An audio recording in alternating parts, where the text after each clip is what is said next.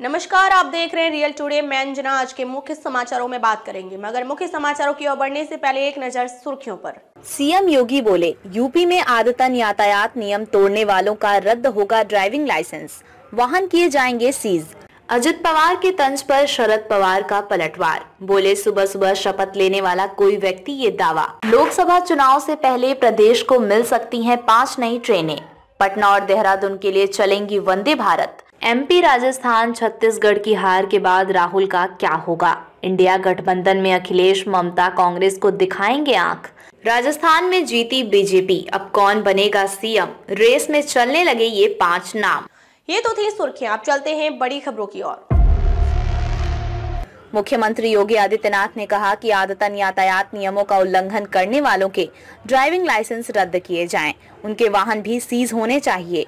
साथ ही कहा कि स्पीड ब्रेकर बनाते समय लोगों की सुविधाओं का ध्यान रखा जाए। मुख्यमंत्री की अध्यक्षता में शनिवार उत्तर प्रदेश राज्य सड़क सुरक्षा परिषद की बैठक हुई। इसमें उन्होंने दुर्घटनाओं और इनमें होने वाली मौतों को न्यूनतम करने के लिए ठोस प्रयास पर जोर दिया। कहा कि वाहन चलाने वाले हर व्यक्ति को यातायात नियमों का पालन करना होगा। पहले लोगों को जागरूक करें और पुनः उल्लंघन कर पेनाल्टी लगाएं। सीएम ने कहा कि कोहरे में हादसों को कम करने के लिए जागरूकता, प्रवर्तन, इंजीनियरिंग और इमरजेंसी केयर पर फोकस करने की आवश्यकता है। राष्ट्रवादी कांग्रेस पार्टी एनसीपी के अध्यक्ष शरद पवार ने शनिवार को कहा कि बीजेपी के साथ हाथ नहीं मिलाने का उनकी पार्टी का रुख हमेशा स्पष्ट रहा है और यदि इसके विपरीत कोई सुझाव आया भी तो उन्होंने उसे स्वीकार नहीं किया। पवार ने ये टिप्पणी यहां संवाददाता सम्मेलन में की। उनकी ये टिप्पणी ऐसे समय आई जब उनके भतीजे एवं बागी एनसीपी नेता अजित पवार ने एक दिन पहले उन पर निशाना साधा था। शरद पवार ने कहा, यदि किसी ने सुझाव दिया कि हमें अपने रुख के विपरीत बीजेपी का समर्थन करना चाहिए। लोकसभा चुनाव से पहले लखनऊ को 5 नई ट्रेनों की सौगात मिल सकती है। लखनऊ से मुंबई, पुरी, कटरा, देहरादून व पटना के लिए नई ट्रेनें शुरू कराने की तैयारी है। लखनऊ से पटना व देहरादून के लिए वंदे भारत एक्सप्रेस चलाई जाएंगी, तो दूसरी ओर गोमती नगर स्टेशन से पुरी, कटरा व मुंबई की ट्रेनें पटरी पर उतरेंगी। पूर्वोत्तर रेलवे लखनऊ मंडल का गोमती नगर रेलवे स्टेशन भव्य व अत्याधुनिक बनाया जा रहा है। पूर्व पीएम अटल बिहारी वाजपेयी ने इस स्टेशन की नींव रखी थी। गोमती नगर से कामाख्या व जयपुर के लिए ट्रेनें शुरू हो चुकी हैं, जबकि अगले चरण में पुरी, मुंबई व कटरा की ट्रेनें पटरी पर उतारी जानी हैं। मध्य प्रदेश, राजस्थान और छत्तीसगढ़ विधानसभा चुनाव में अब तक हुई वोटों की गिनती में कांग्रेस के सारे दावों की हवा निकल चुकी है। मध्य प्रदेश में कमलनाथ की सारी चुनाव प्लानिंग फेल साबित हुई है। छत्तीसगढ़ में भूपेश बघेल के दांव और दंभ खोखले साबित हुए हैं।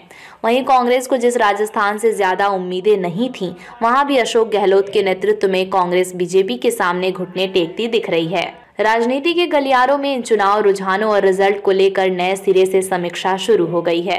खासकर इन चुनावों के रिजल्ट का असर लोकसभा चुनाव को लेकर बनाए गए इंडिया गठबंधन पर होने की बात कही जा रही है।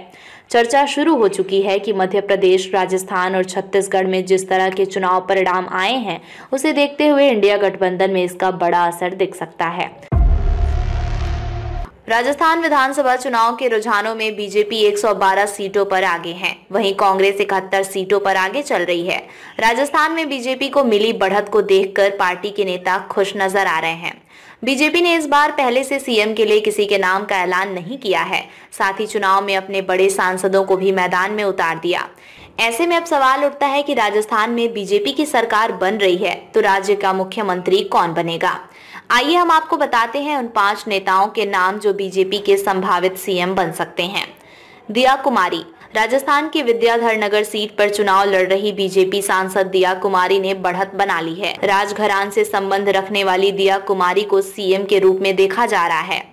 कैसे लगे समाचार कमेंट करके जरूर बताएं। वीडियो पसंद आया हो तो लाइक कीजिए। देश और दुनिया की बड़ी खबर के साथ अपडेट रहने के लिए हमारे चैनल को सब्सक्राइब करें। अब तक के लिए बस इतना ही। फिर मिलते हैं कुछ ऐसी ही बड़ी खबरों के साथ। तब तक के लिए नमस्कार और देखते रहिए रियल टुडे।